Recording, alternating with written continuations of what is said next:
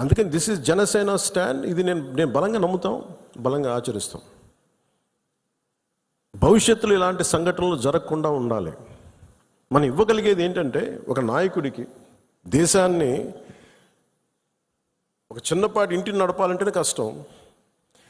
ఇన్ని రాష్ట్రాలు, ఇన్ని విభిన్నమైన సంస్కృతులు, ఇన్ని భాషలు, ఇన్ని పొలిటికల్ పార్టీస్, వీటన్నిటి మధ్య వైరుధ్యాల మధ్యలో ఒక ఏకాభిప్రాయంతో ఒక దేశాన్ని నడపాలి ఒక ప్రధానమంత్రికి అంటే ఎంత కష్టమైన పరిస్థితి అది.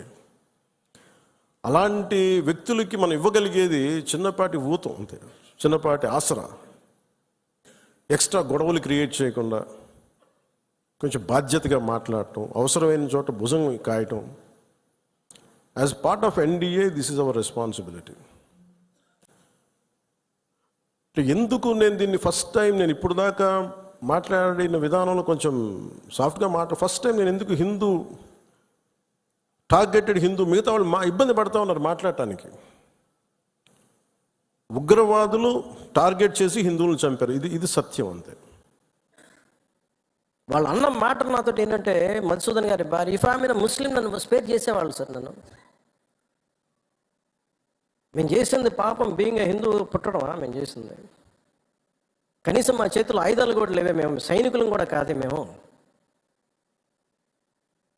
బిడ్డలు ఇద్దరు అక్కడే ఉన్నారు.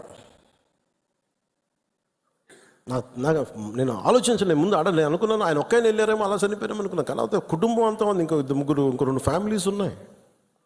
అందరి ముందు దారుణంగా చంపేస్తే, ఇంకా ఇది భారతదేశం కాబట్టి చాలా 7 దశాబ్దాల తర్వాత మాట్లాడుతున్నాం మనం. కశ్మీర్ని 3 సార్లు, మన పాకిస్తాన్ని 3 సార్లు ఓడించాం. సహనం ఎక్కువైపోయింది మన దేశానికి.